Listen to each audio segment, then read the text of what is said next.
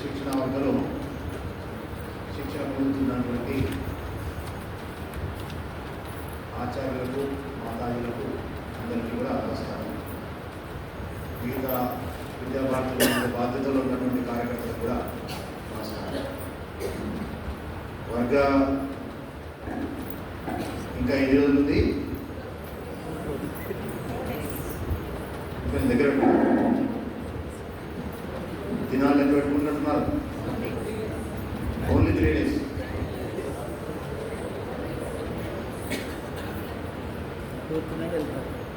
ఈ మొత్తం వర్గంలో ఇప్పటి వరకు మా ఇల్లు అసలు గుర్తుకు రాలేదు మాకు అనేవాళ్ళు ఎవరైనా ఉన్నారా? 2 రకాలుగా ఉంటుంది. ఇక్కడ కార్యకర్తలు చేసిన ఏర్పాట్లు, ఇక్కడ మీరు చూపించినటువంటి ఆత్మీయత, ఇవన్నీ చూసినప్పుడు అడుగడుగున మన ఇల్లే గుర్తుకొస్తుంది. అబ్బా, ఇక్కడ వ్యవస్థ అంతా చక్కగా మా ఇంటిలాగానే ఉంది, ఇక్కడ భోజనం అంతా మా ఇంట్లో చేసినట్టే ఉంది అని అట్లా గుర్తుకొస్తుంది. బహుశా అట్లా గుర్తుకొచ్చింది కదా అందరికీ. నిజం చెప్తున్నారా ఆచార్యులు మాతాజీ? శిక్షణ అనేది ఎంత కష్టమో పిల్లలకు మనం చెప్తుంటే చాలా విషయాలు మనం చెప్పేస్తుంటాం, కానీ ఇక్కడ తీసుకుంటుంటే అది ఎంత కష్టమో అని తెలుస్తుంది. అంతేనా? ఈరోజు ఈ భౌతిక కాలాంశంలో మనం చర్చించుకోబోయే విషయం లేదా తెలుసుకోబోయే విషయం మన విద్యాభారతికి ప్రేరణ స్రోతస్సు మన రాష్ట్రీయ స్వయం సేవక సంఘం. ఇది మన అంశం. బహుశా నాకు కనపడట్లేదు, బహుశా అదే ఉంటుంది. ఇక్కడ ఈ పెద్ద పోటీ అవుతుంది డాక్టర్స్ కదా. ఇక్కడ ఈ పెద్ద పోటీ మాధవ సదాశివ గురుజీ. ఎందుకు మేము గుర్తుపట్టేశారు కాబట్టి ఇక్కడ సమస్య లేదు. ఈ దేశంలో మనం ఎన్నోసార్లు విని ఉన్నాం కూడా, అనేక వేల సంవత్సరాల నుండి ఒక శ్రేష్టమైనటువంటి జీవన శైలి ఇక్కడ ఈ దేశంలో జీవిస్తున్నటువంటి మానవ సమాజం జీవిస్తూ వస్తుంది. ఆ జీవన శైలిని పాటిస్తూ దాన్ని ఆచరిస్తూ మనది అంటూ ఒక సంస్కృతిని ఇక్కడ నిర్మాణం చేసినటువంటిది ఇక్కడ మానవ సమాజం. మనము అప్పుడప్పుడు ఒక పాట పాడుకుంటాం, జయము జయము భరతమాత, జయము నీకు జగన్మాత. ఆ పాటలో ఒక చరణంలో ఏమంటామంటే, లోకమంతా చీకటిలో తల్లడిల్లుతున్నప్పుడు నాగరికత లేక నరులు పామరులైన విదేశాలలో ఒక్కొక్క దేశంలో వాళ్ళకి అసలు ఒక విధంగా చెప్పాలంటే బట్ట ఎట్లా కట్టుకోవాలి, తిండి ఎలా తినాలి, మనిషి యొక్క జీవితం యొక్క లక్ష్యం ఏమిటి, ఎందుకు మనం బ్రతుకుతున్నాం, ఎందుకు మనకి ఈ జన్మ పుట్టుక వచ్చింది, ఇట్లాంటి విషయాలు ఏమీ తెలియదు. దాన్ని మన వల్ల ఆ పాటలు ఏమన్నారు, లోకమంతా చీకటిలో తల్లడిల్లుతున్నారు, నాగరికత లేక నరులు పామరులే ఉన్నారు. అప్పుడు ఇక్కడ ఏమైంది మన దగ్గర? భారతమాత వదిలి వేదాలను వెలికి తెచ్చి జ్ఞాన భిక్ష పెట్టినావు. కాబట్టి వేదాలు అనేటువంటి ఒక జ్ఞాన కవి, జ్ఞాన భండాగారాన్ని మనం ఇక్కడ నిర్మాణం చేసుకుంటాం. మన పూర్వీకులు ఇక్కడ ఈ వేదాలు అనేటువంటి జ్ఞానాన్ని వాళ్ళ యొక్క జీవిత అనుభవ జ్ఞానానందుకు దాంట్లో పెట్టి మనం ఒక శ్రేష్టమైన పద్ధతి ఈ విధంగా మనం జీవించాలి అని మనకు చెప్పడమే కాకుండా ఈ జ్ఞానాన్ని మనము ప్రపంచం మొత్తానికి కూడా ఇచ్చాము. జ్ఞాన భిక్ష పెట్టినాము. ఇతర దేశాలు మన పైన దాడి చేసి ఇక్కడ నుంచి సిరి సంపదలు అవి కొనగొట్టుకొని పోవడం ప్రయత్నం చేస్తే మనము వాళ్ళు అడగకుండానే వాళ్ళకి ఇచ్చినటువంటి విషయం ఏమిటి? జ్ఞానము. అందుకే ఈ దేశాన్ని ఏమన్నారు, నిజముగా నువ్వు జగద్గురువే ఓయమ్మ నీవు జయము జయము భారత. గుర్తుకొచ్చింది ఆ మాట. అంటే భారతదేశాన్ని, భారతమాతని ఈ ప్రపంచంలో విశ్వగురువు అనేటువంటి మాటని ఊరికే అనలేదు మనం. మన దేశం కాబట్టి, మనం ఈ దేశంలో పుట్టాం కాబట్టి ఇది విశ్వగురువు అని అనలేదు మనం. ఈ దేశానికి ఉన్నటువంటి చరిత్రని ఆధారం చేసుకొని మనం ఈ గుణాన్ని, ఈ తల్లి యొక్క ఆ అద్భుతమైనటువంటి ఆ గుణాన్ని మనం పొగుడుతూ ఆమె మనము జగద్గురువు అన్నాం. గురువు అంటే ఎవరు మీకు చెప్పాల్సిన పని లేదు, మీరు స్వయంగా ఆ ప్రవృత్తిలో ఉన్నారు. అటువంటి జగద్గురువు అయినటువంటి భారతదేశం మన చరిత్రను మనం తెలుసుకున్నాం. మనం ఇక్కడ అంతకుముందు తెలుసుకున్న కొద్దిగా వర్గంలో కూడా కొంచెం బాగా వివరంగా తెలుసుకున్నాం. అనేక వేల సంవత్సరాల నుండి కూడా ఈ దేశాన్ని కొల్లగొట్టాలి, దేశం పైన దాడులు చేయాలి అని చెప్పేసి అనేక జాతులు ఇక్కడ ప్రయత్నం చేశాయి. మచ్చుకు కొన్ని చెప్పుకున్నాం అనుకోండి, ఆధునిక కాలంలో అంటే ఈ కలియుగంలో ఈ కామన్ ఎరా అని అంటున్నాం కదా, ఇక్కడ గ్రీకులు, హూనులు, శకులు, కుషానులు, మంగోలియన్లు, తురుష్కులు, మొఘలాయులు, డచ్ వాళ్ళు, ఫ్రెంచ్ వాళ్ళు, పోర్చుగీస్ వాళ్ళు, బ్రిటిష్ వాళ్ళు, ఇంకా ఎన్ని చెప్పుకుంటే అన్ని జాతులు ప్రపంచంలో ఏవేవి ఉన్నాయి వాళ్ళందరూ కూడా ఈ దేశం పైన దాడి చేశారు. దేనికోసం దాడి చేస్తారు? అలెగ్జాండర్ లాంటి వాళ్ళేమో ప్రపంచం మొత్తానికి తన ఆధీనంలో నేను ఒక విశ్వ విజేతని చెప్పుకున్న కోరికతో వచ్చారు. మిగతా జాతులేమో ప్రధానంగా ఇక్కడ ఉన్నటువంటి సిరి సంపదలని దోచుకొని వెళ్ళాలి. కానీ ఎప్పుడెప్పుడైతే ఇటువంటి దాడులు ఈ దేశం పైన జరిగాయో, ఇక్కడ మూలమైన ఒక సమాజము, మన హిందూ సమాజము ఎప్పుడెప్పుడైతే ఈ సంఘటితంగా ఉండి ఒక ఐకమత్యంగా ఉండి ఇక్కడ ఉన్నటువంటి రాజులు కావచ్చు, ప్రజలు కావచ్చు, అందరూ కూడా ఒక దేశభక్తితో ఉండి ఆ దాడుల్ని ఎదుర్కొన్నారో అప్పుడు అన్నీ కూడా ఆ దాడులు విఫలమైపోయాయి. ఈ దేశము ఆ దాడుల పైన లేదా ఆక్రమణల పైన ఆధిపత్యం సంపాదించింది. ఈ దేశము, ఈ జాతి, భారత మాత విజయం పొందింది. కానీ దురదృష్టవశాత్తు గడిచిన ఒక 1000 సంవత్సరాల చరిత్ర మనం చూసుకున్నట్టయితే సుమారు ఒక 800 సంవత్సరాల పాటు మన దేశం పైన తురుష్కులనండి, లేకపోతే మొఘలాయనండి, లేకపోతే మహమ్మదీలనండి వాళ్ళ యొక్క ఆధిపత్యాన్ని చెలాయించారు. ఆ తర్వాత ఒక 200 సంవత్సరాల పాటు బ్రిటిష్ వాళ్ళు. అంతకుముందు ఏం జరిగింది? ఒక 1000 సంవత్సరాల క్రితము ఈ దాడులు జరిగాయి, జరుగుతూ వచ్చాయి. కానీ వాళ్ళకు చక్కగా బుద్ధి చెప్పాడు. ఒక్కొక్క దాడికి ప్రతి దాడిగా మనం నిన్న ఎట్లయితే ఏం ఆపరేషన్ అది ఆపరేషన్ సింధూర్, మనం వాళ్ళు అసలు మళ్ళీ మన దిక్కు చూడకుండా ఎట్లయితే మనం దెబ్బతీసామో అట్లా ఒక్కొక్క దాడికి ప్రతి దాడి చేసి మనము దాన్ని ఎదుర్కొని మనం జవాబిస్తే మళ్ళీ కొన్ని 100 సంవత్సరాల వరకు మన దిక్కు దుష్టబుద్ధితో చూడలేదు శత్రు దేశాలు, బయటి దేశాలు. కానీ నెమ్మదిగా ఎప్పుడైతే ఈ సమాజంలో కొన్ని లుకలుకలు మనలోనే మనకు తెలియని కొన్ని అనైక్యత అలవాటు మనల్ని విడగొట్టేటువంటి కొన్ని స్వార్థ బుద్ధులు మన దేశంలో, మన సమాజంలో, హిందూ సమాజం పెరుగుతూ వచ్చాయో మనము ఆ బయట నుంచి వచ్చేటువంటి దాడులని ఎదుర్కోలేకపోయాము. నెమ్మదిగా అట్లా ఒక్కొక్క రాజ్యాన్ని ఆ బయట నుంచి వచ్చినటువంటి ఆ విదేశీ మ్లేచ్ఛ జాతులు మనల్ని ఆక్రమించుకుంటూ వచ్చేసారు. అయినప్పటికీ మనం పూర్తిగా వాళ్ళ యొక్క దాస్యానికి మనము లొంగిపోలేదు. ఎక్కడికక్కడ ప్రతి క్షణం అనొచ్చు కాక, ప్రతి గ్రామంలో, ప్రతి ఊర్లో అనొచ్చు కాక, ప్రతి రాజ్యంలో అనొచ్చు కాక మనము మన యొక్క స్వాభిమానాన్ని, మన యొక్క సార్వభౌమత్వాన్ని నిలుపుకోవడం కోసం మళ్ళీ యుద్ధాలు చేస్తున్న ప్రయత్నం చేస్తున్నాం. అది మన యొక్క రక్తంలో, మన యొక్క జీన్స్లో ఒక సహజమైన లక్షణం కూడా. మొన్న పోయిన సంవత్సరం మనం జనవరి అయోధ్యలో రామాలయం నిర్మించుకున్నాం. ఏ డేట్ అయితే జనవరి 22 కదా. ఎన్ని సంవత్సరాల పోరాటం అది అయోధ్యలో రామమందిర నిర్మాణం సంబంధించిన విషయము? దాదాపు 500 సంవత్సరాల పోరాటం అది. మన అదృష్టం ఎందుకంటామంటే అందుకే మరి 500 సంవత్సరాలు. ఎప్పుడో 1528లో ఆ బాబర్ సైనికులు, సేనాధిపతి మీర్బాకి దాన్ని కూరగొడితే ఆ రామమందిరం అప్పటి నుంచి మనం పోరాటం చేస్తూనే ఉన్నాం. మళ్ళీ దాన్ని మనం హస్తగతం చేసుకోవాలి, అక్కడ మళ్ళీ రామమందిరం కట్టాలని చెప్పేసి లక్షల మంది మన యొక్క ప్రాణాలు త్యాగం చేశారు, బలిదానం అయ్యారు.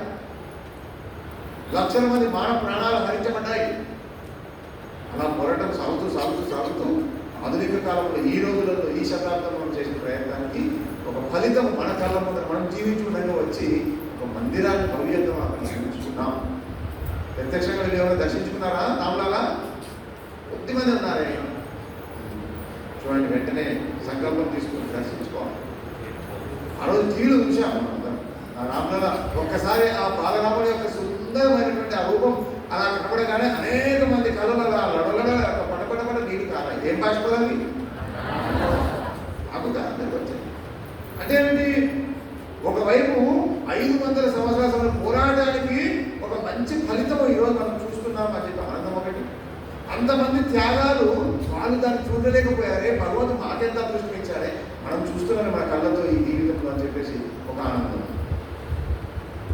అలాగా ఈ దేశం పైన జరుగుతున్నటువంటి ప్రతి దాడిని కూడా నిరంతరం మన సమాజం ఎదుర్కొంటూనే ఉంది. పూర్తిగా లొంగిపోలేదు. ఒక ఛత్రపతి శివాజీ మహారాజ్, రాణా ప్రతాపిగా అనేక మంది మనం చెప్పుకుంటాం. రత్నగర్భ ఈ భారత మాత. అయితే ఏమైంది? దీని కారణంగా కొన్ని విషయాలు మన సమాజంలో శాశ్వతంగా అన్నట్టుగా కొన్ని మనకు ఉండకూడని గుణాలు మన సమాజంలో శాశ్వతంగా అన్నట్టుగా వచ్చేసాయి. దుర్గుణాలనండి, అవలక్షణాలనండి, మన దేశం యొక్క సమగ్రతకు భవిష్యత్తుకు ఏమాత్రం ఉపయోగపడదు కదండి మన దేశంలో వచ్చేసి. ఈ రాష్ట్రీయ స్వయం సేవక సంఘాన్ని ప్రారంభించినటువంటి డాక్టర్ కేశవరావు బలిరామ్ ఎన్కేవార్ వారి జీవితం గురించి ఏమైనా ఇక్కడ ఒక కథ లాంటిది జరిగిందా? జరిగింది కదా. కానీ జన్మజాత దేశభక్తుడు ఆయన. జన్మజాత దేశభక్తుడు అంటే ఏమిటి? పుట్టుకతో వారికి దేశభక్తి అబ్బిందా అన్నట్టుగా వారి జీవితం మనం చూస్తాం.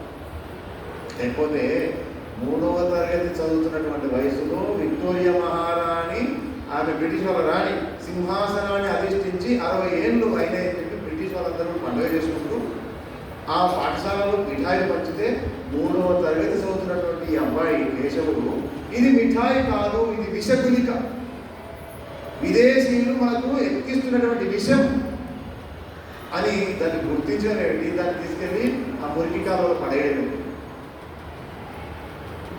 జన్మజాత దేశభక్తుడు ఆయన.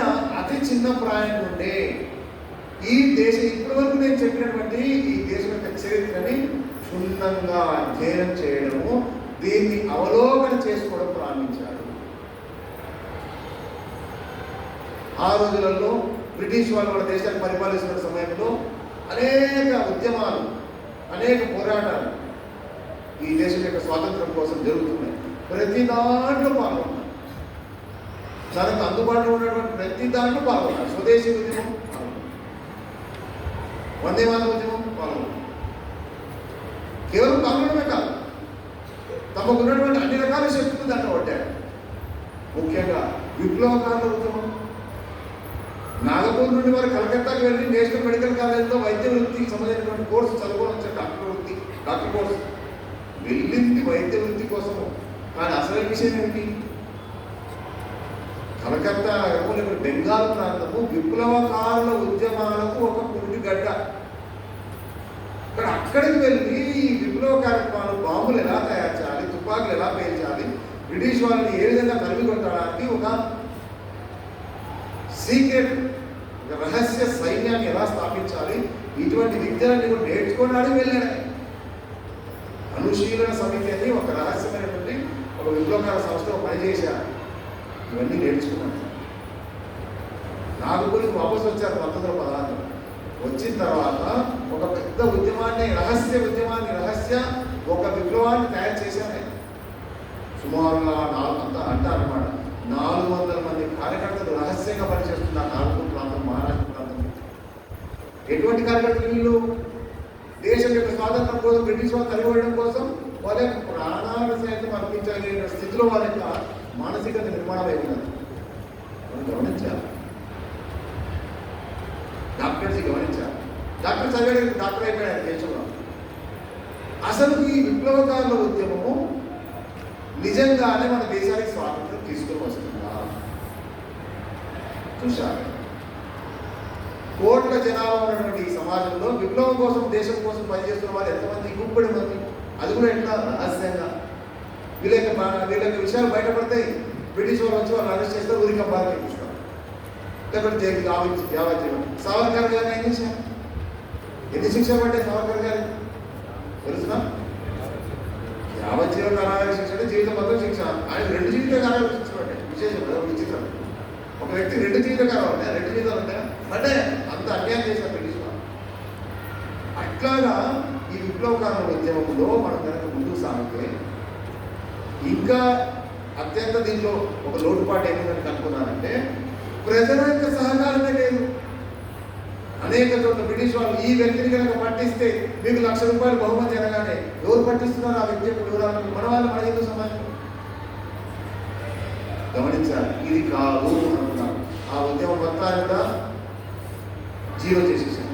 ఏదైతే తమ చేతులతో 3-4 సంవత్సరాల పాటు కష్టపడి అలా నిర్మాణం చేశారో ఈ పద్ధతి వల్ల మనం అనుకున్నటువంటి లక్ష్యం నెరవేరదు. ఏడా లక్ష్యం? చిన్నప్పటి నుంచి మనకు పడ్డది. మనం ప్రారంభంలో అనుకున్నటువంటి ఈ భారత మాత మళ్ళీ ప్రపంచానికి ఏం కావాలి? విశ్వగురు కావాలి. ఆలోచించాలి. దీనివల్ల కాదు. తను మొత్తం డిస్పాండ్ చేసేసి ఆ తర్వాత కాంగ్రెస్ సంస్థలు పనిచేసింది. అది కూడా బాగా ఉన్నతంగా పనిచేశారు, అఖిల భారతీయ స్థాయిలో పనిచేశారు. అయినప్పటికీ కాంగ్రెస్ వాళ్ళ యొక్క సిద్ధాంతాలు దేశాన్ని విడగొట్టేటట్టుగా ఉన్నాయి తప్ప దేశాన్ని సమైక్యపరిచేటట్టుగా లేదు. పైపెచ్చు ఆనాటి నాయకులు ఒకటే ఊత పదంలాగా ఒక మాట మాట్లాడుతుండేవారు. ఏమిటది? ఈ దేశానికి పట్టిన శని దరిద్రం ఎవరు? బ్రిటిష్ వాళ్ళు.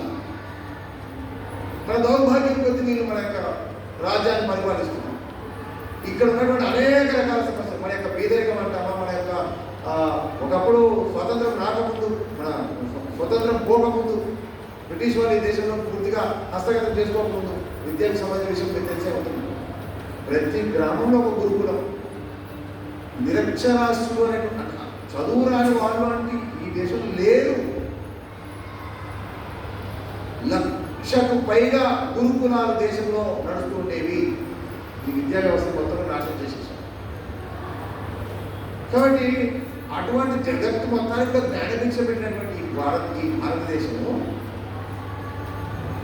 బ్రిటిష్ వాళ్ళ కారణంగా పోయింది అని చెప్పి అనుకోవడానికి వీరికి మనసు సమ్మతించలేదు. మిగతా కాంగ్రెస్ నాయకులు వాళ్ళని ఏమంటున్నారు? దరిద్రం, శని, పీడ అంతా కూడా వీళ్ళే బ్రిటిష్ వాళ్ళు. వీళ్ళు వెళ్ళిపోతే చాలు, మన దేశాన్ని మనం రాత్రి నందనవనంగా తయారు చేసుకోవచ్చు. కానీ కేశవుని యొక్క ఆలోచన వేరే విధంగా. అసలు ఈ దేశాన్ని బ్రిటిష్ వాళ్ళు తమ హస్తగతంలోకి ఎలా చేసుకోగలిగారు? వాస్తవంగా మీకు గుర్తుండే ఉంది కదా, వాళ్ళు ఈ దేశం మీద పెత్తనం చలాయిద్దాము, ఈ దేశం పైన రాజ్యం వెళ్తాము అని చెప్పి వచ్చారా? వచ్చింది దేనికోసం? వ్యాపారం కోసం. 1757లో మొట్టమొదటిసారిగా బ్రిటిష్ ఈస్ట్ ఇండియా కంపెనీ ఒక రాజ్యాన్ని హస్తగతం చేసుకున్నది. అంతకంటే ముందు వచ్చింది వాళ్ళు వ్యాపారం కోసం వచ్చారు. కానీ వాళ్ళకి ఇక్కడ కోరిక పుట్టింది, అరే అసలు మనం వ్యాపారమే కాదు, ఇక్కడ రాజ్యమే చేయొచ్చు మనం. ఎందుకు? వీళ్ళు ఇక్కడ అంత అనైక్యంగా ఉన్నారు. ఈ సమాజంలో హిందువుల లోపల అసలు ఐకమత్యమే లేదు. అనేక రకాలుగా వాళ్ళు విడిపోయి ఉన్నారు. కొద్దిపాటు ఏదైనా మనం వాళ్ళకు ఒక హిందీలో లాలచండ, తెలుగులో ఏమంటారండి?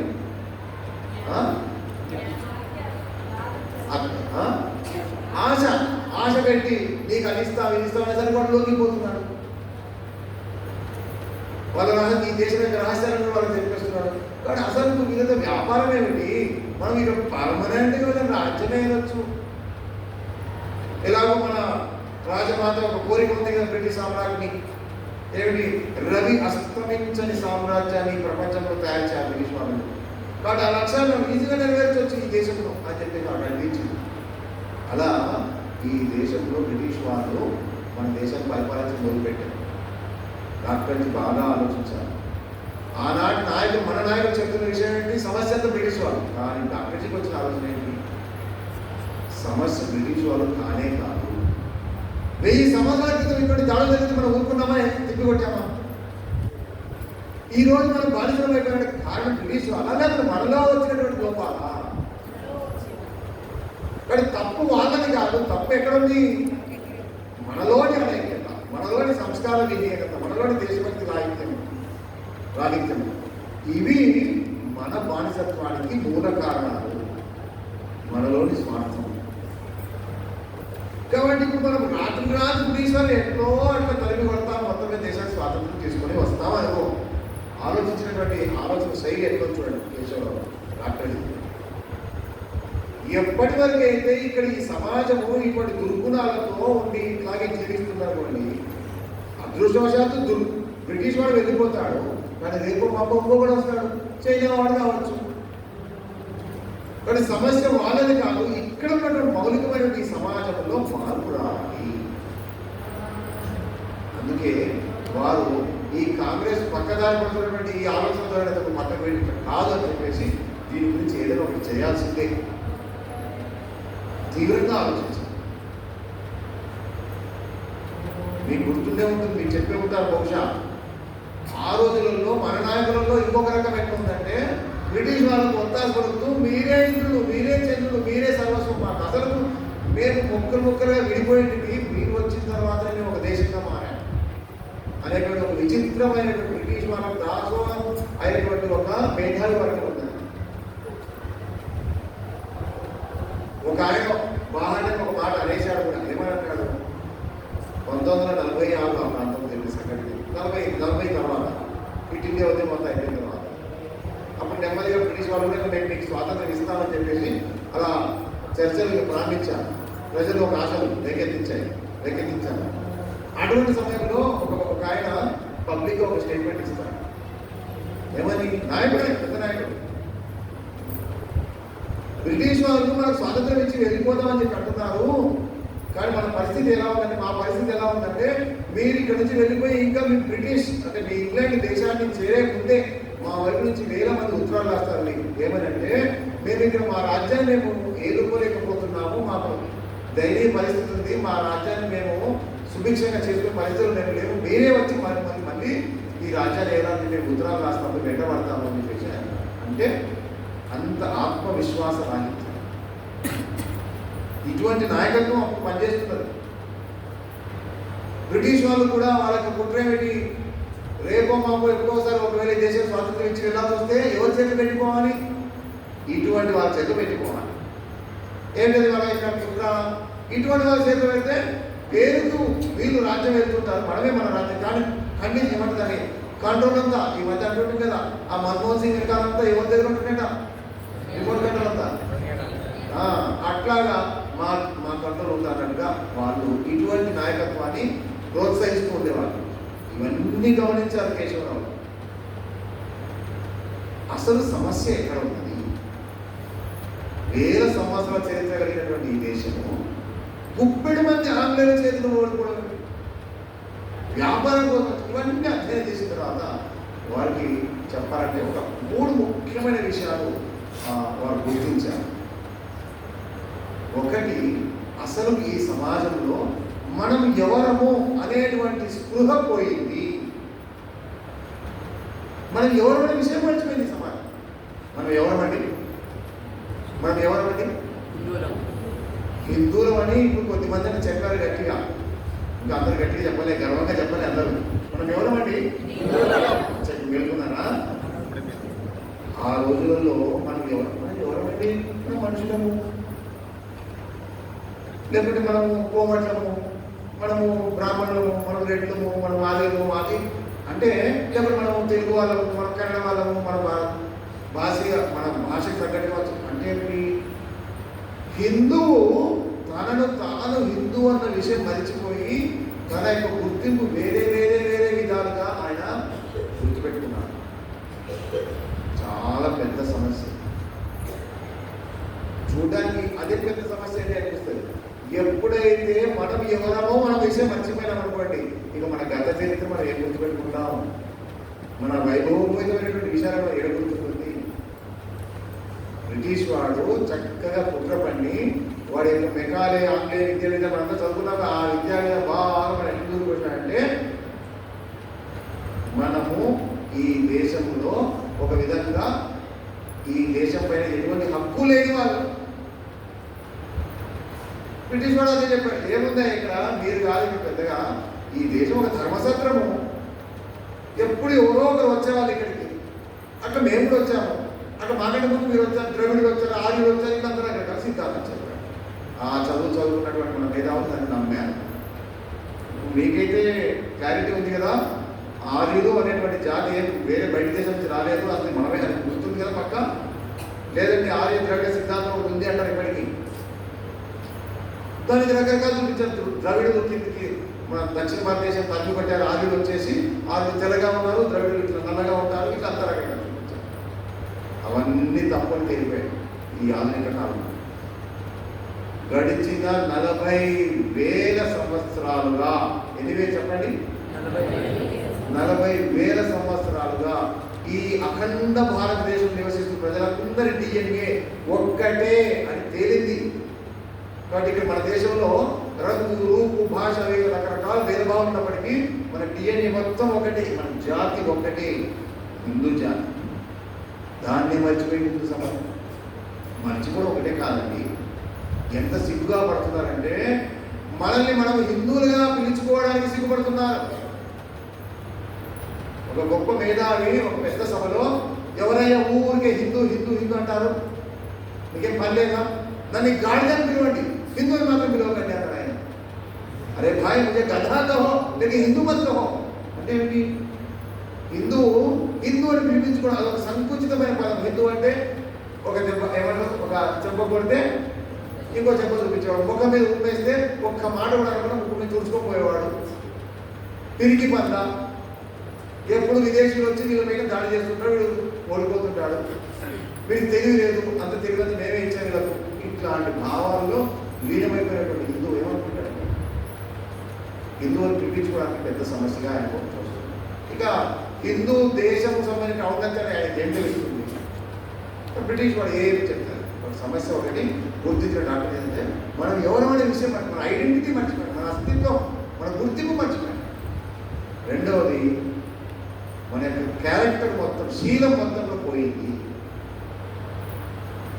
వ్యక్తిగత శీలం ఉండొచ్చుగా, దాన్ని భద్రంగా కాపాడుకుండొచ్చుగా, జాతీయ శీలం పోయింది.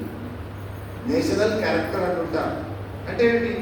ఈ జాతి పట్ల మనకు ఉండాల్సినటువంటి స్వభావం ఏమిటి, మనకు ఉండాల్సిన మనలో ఉండాల్సిన ప్రవర్తన ఏమిటి?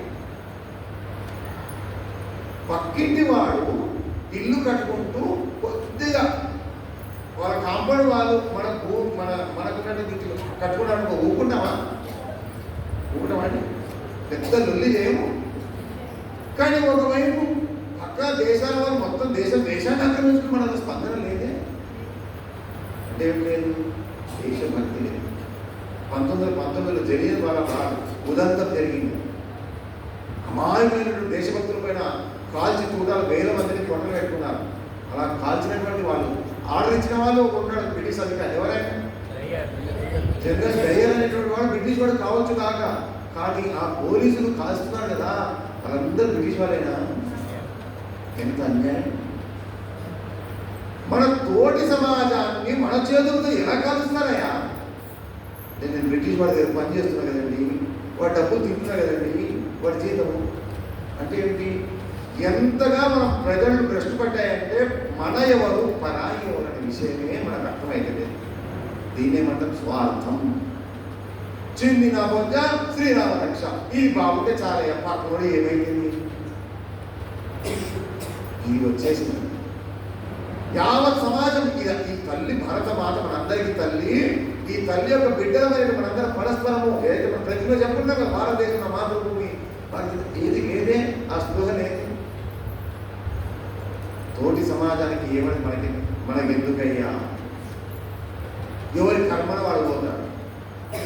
ఇది ఒకప్పుడు హిందూ సమాజం అంటే గుణమైంది.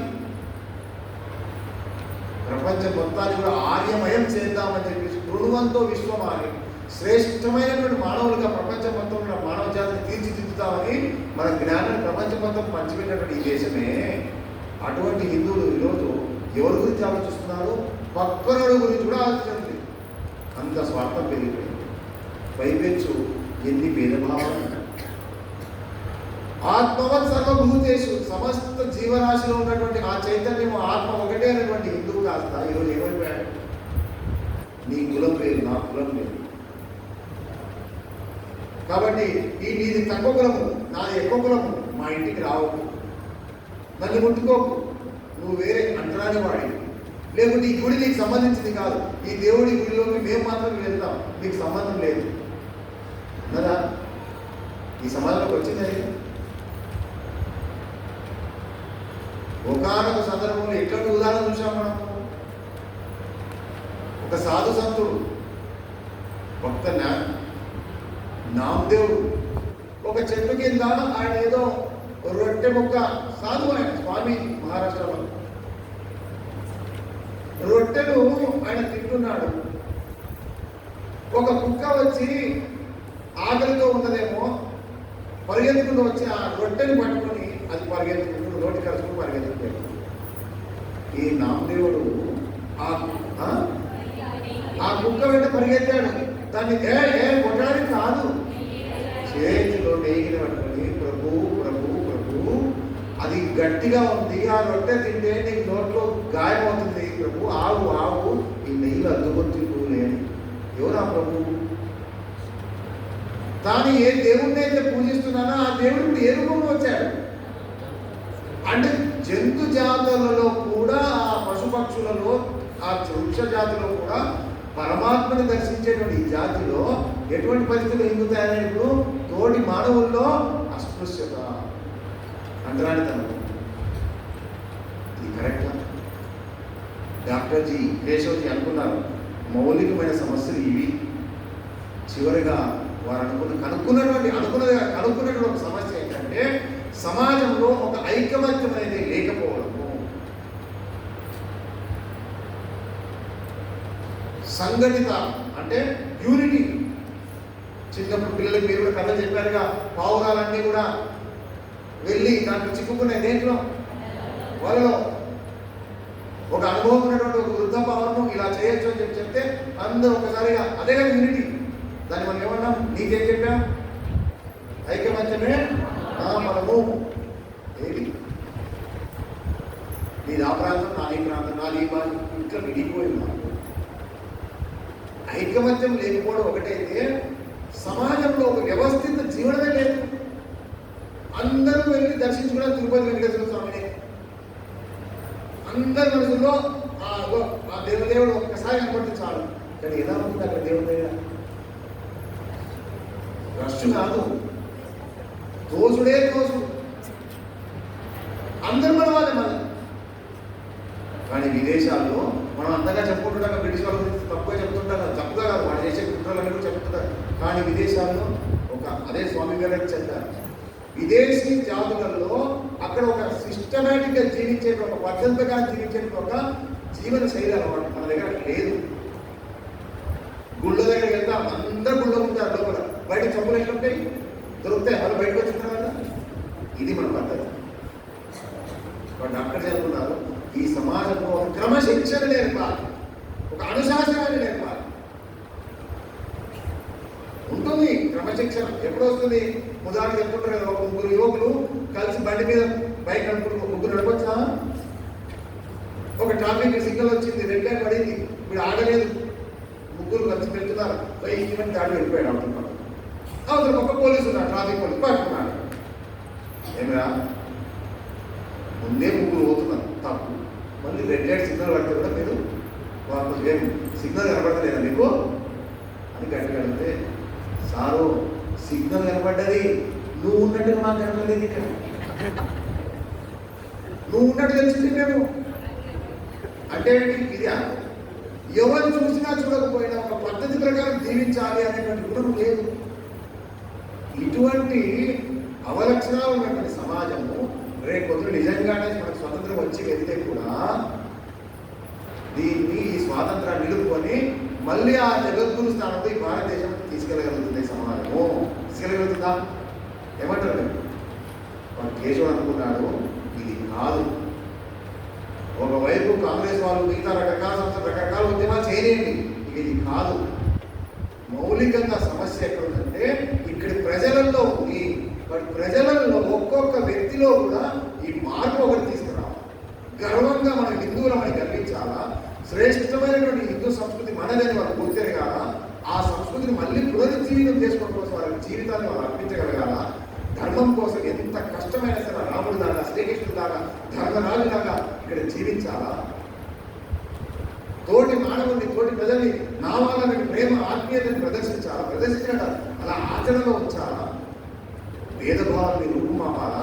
మనం అందరం కూడా కలిసికట్టుగా ఉండాలా. ఎవరు ఏ దాడి మన పైన చేసినా, ఇప్పుడు మనం ఏవో చెప్తున్నాం లవ్ జిహాద్ అవి ఇవి సాంస్కృతిక దాని ప్రతి దాన్ని గుర్తుపట్టి దాన్ని ఎలా ఎదుర్కోవాలని చెప్పి ఒక జ్ఞానం ఈ సమాజంలో నింపాలా. అయిపోవచ్చు మనం ఏ విషయం వచ్చినా ఒక్కటిగా మనం మాట్లాడాలి.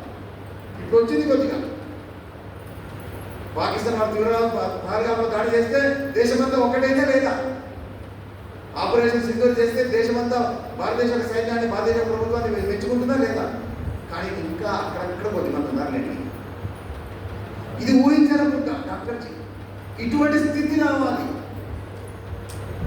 ఒక బావి ఉందండి, బావిలో ఉప్పు నీళ్ళు ఉన్నాయి, మనకు దాహం అవుతుంది. మనము ఆ బావిలోకి ఒక బకెట్ తాడు కట్టి వేసి మనం చేతినామనుకోండి, మనకు తీయటి నీళ్ళు వస్తాయా, ఉప్పు నీళ్ళు వస్తాయా? బావిలో ఉన్నాయే కదా, కాబట్టి ఉప్పు నీళ్ళు వస్తాయి. అట్లా కాదండి, మనం ఈ బకెట్ బావిలో కొత్త బకెట్ తెచ్చాం, బంగారు బకెట్ తెచ్చాం, బంగారు తాడు కట్టి వేసాం, ఏమొస్తాయి నీళ్ళు. కాబట్టి పైన ఎన్ని రకాలుగా మార్పులు చేసినప్పటికీ మౌలికమైనటువంటి సమాజం ఉన్న ప్రతి ఒక్క మనిషి యొక్క హృదయంలో, ప్రవర్తనలో, స్వభావంలో, శీలంలో మార్పు రాకపోతే మనం ఎన్ని ప్రయత్నాలు చేసినా ఇవి విఫలమవుతాయి. స్వాతంత్రం వస్తుందొచ్చు కాక నిలబడదు. దేశము, భారత మాత మళ్ళీ ఆ వైభవస్థితికి వెళ్ళదు. బట్ మారవలసిన బకెట్లా, తాళ్ళ, నీళ్ళ. సమాజంలో మరి ఇన్ని కోట్ల మంది ఉన్నారు, ఎంతమంది మారితే, ఎంతమంది అలా ఐకమత్యంగా, సంఘటితంగా, ఐకమత్యంగా, దేశభక్తి పరంగా అనుశాసనంతో ఉంటే ఎంతమంది? అందరూ మారారు.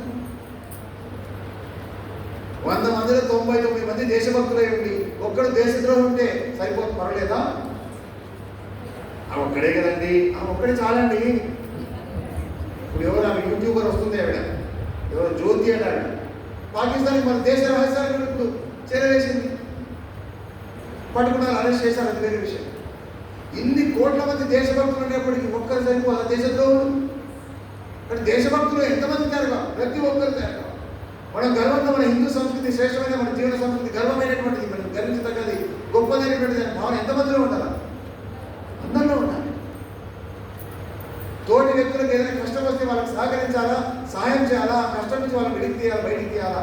నీకు నేనున్నాడు తోడుగా అని ఎంతమంది చేయించాలా? అందరూ చేయించాలి. కాబట్టి అనుకున్నారు, మరి దీన్ని తీసుకురావడం ఎలా? ఈ తీసుకురావడం ఎట్లా అంటే ఏం లేదు, పద్ధతి ఒకటే ఉంది. ఒక్కొక్క వ్యక్తిని మార్చాల్సిందే, ఒక్కొక్క వ్యక్తిని మార్చాల్సిందే.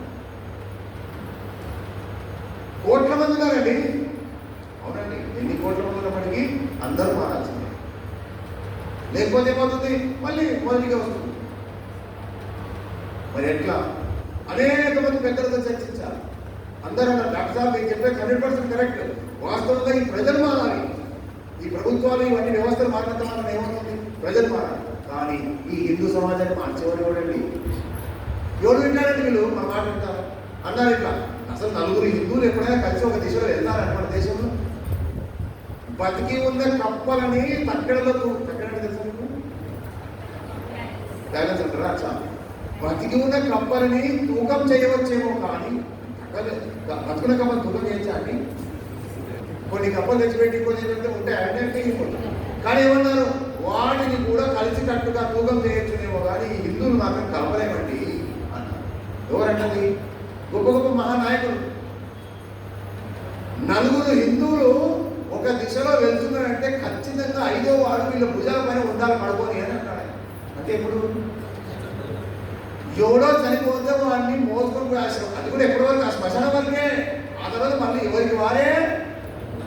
అటువంటి హిందూ సమాజాన్ని కలుపుతాం. డాక్టర్ సార్ నీకంత పిచ్చి కానీ ఇవైనా మనకి ఎట్లా రాసి పెట్టుంటే ఈ దేశానికి ప్రాంతం అట్లా అయింది అని చెప్పారు.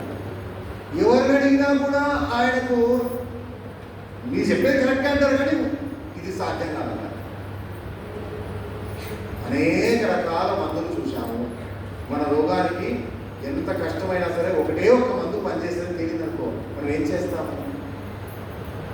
ఎంత చేదున్నా, ఎంత కష్టమైనా, ఎంత డబ్బు పెట్టైనా సరే ఆ మందే కొంటామా, లేకుంటే ఏది సులభంగా వస్తుంది కొంటామా?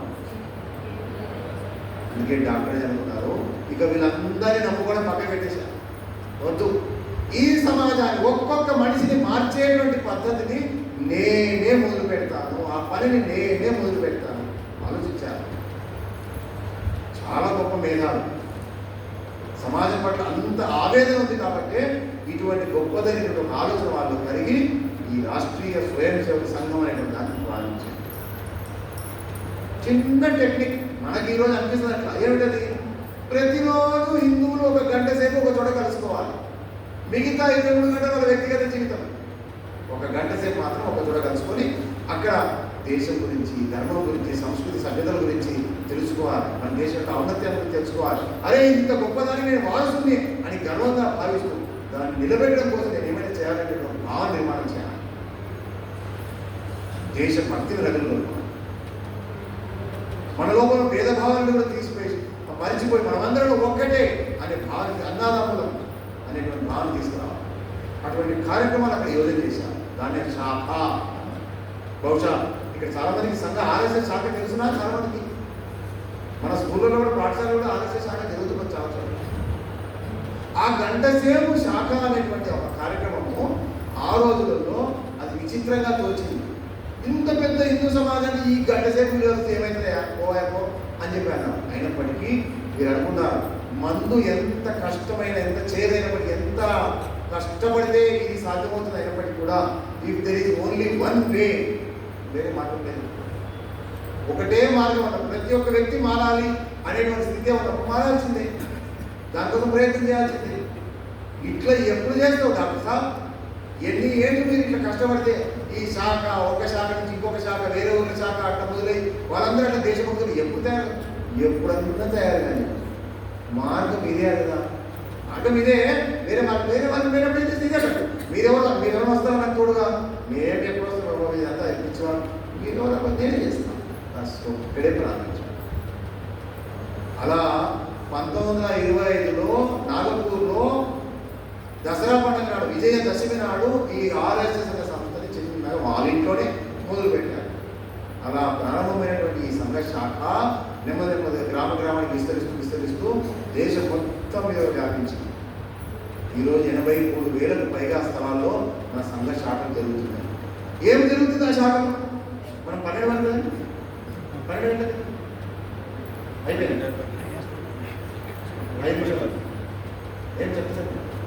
5 minutes.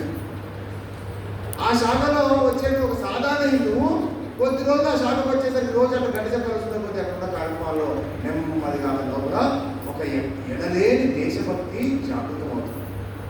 ఈ దేశభక్తి ఎక్కడి నుంచో బయట నుంచి వచ్చిందేం కాదు, సహజంగా మనం ఈ దేశంలో పుట్టాను, ఇక్కడ పెరిగాం కాబట్టి మన లోపల ఉన్నది. కానీ దానిపైన ఏమంటారు, నివులు కప్పినా నిప్పులాగా ఉన్నది. ఆ శాఖలో ఈ బూడిదని తొలగింపజేస్తారు. అందుకే సంఘ శాఖకు వచ్చినటువంటి ఆ స్వయం సేవకు గరుశక హోహము హిందూ హై అంటాడు. మనం బానిస బతికే వాళ్ళ కోసం కాదు, మన ప్రపంచం మొత్తానికి కూడా ఒక జ్ఞానాన్ని పెట్టిన వారసులు మనం అని చెప్పి ఆయన గర్వంగా దానికోసం నేను ఏంటి పాటుపడాలి, తన కుటుంబాన్ని ఎలాగైతే చక్కదిద్దుకున్నాడు, ఈ సమాజాన్ని కూడా చక్కదిద్దాలి అనేటువంటి ఆలోచన అక్కడ స్వయం సేవకు నిర్మాణం అవుతుంది. అందుకే ఏం చేస్తాడు ఆ స్వయం సేవకు? చుట్టూ ఉన్నటువంటి సమాజాన్ని గమనిస్తూ ఎక్కడెక్కడ ఏమేమి సమస్యలు ఉన్నాయి, మనల్ని వెనక్కి లాగుతున్నటువంటి సమస్యలు ఏంటివి, ఈ సమస్యకు నేనేమైనా పరిష్కారం చూపగలుగుతానా ఆలోచిస్తున్నాను. అంటుంటారు కదా, చీకటి చీకటి చీకటి చీకటి పోతుందా? ఏం చేయాలి?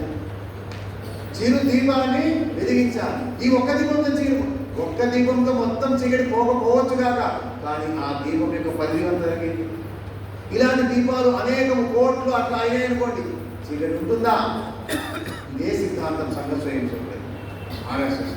ఇక్కడ ఎక్కడికక్కడ స్వయం సేవకులు తమ చుట్టూ ఉన్నటువంటి సమస్యలు గమనిస్తారు, ఆ సమస్యలకు నేనేమైనా చేయగలుగుతాను పరిష్కారము ఆలోచిస్తారు. అలా 1933లో నాగపూర్లో కేశవరావు యొక్క ప్రేరణతో ఒక చిన్న పాఠశాల ప్రారంభమైంది, నవయుగ విద్యాలయము అని చెప్పి. ఏమిటి ఆ పాఠశాల కూడా దేనికోసము? బ్రిటిష్ వాళ్ళు మనకి ఏదైతే విద్యా విధానం మొత్తం మనం ఏదైతే మనం మొత్తం చేయించాలో దీన్ని మళ్ళీ రూపుమాపి మనదైనటువంటి ఆ పాత గురుకుల వ్యవస్థ కావచ్చు, మనదైన పాత విద్యా వ్యవస్థ కావచ్చు, మనం మళ్ళీ నిర్మాణించాలి. ఈ విద్య ద్వారా, ఈ విద్యా విధానం ద్వారా చదువుతున్న విద్యార్థులు ఏ విధంగా తయారవుతారు?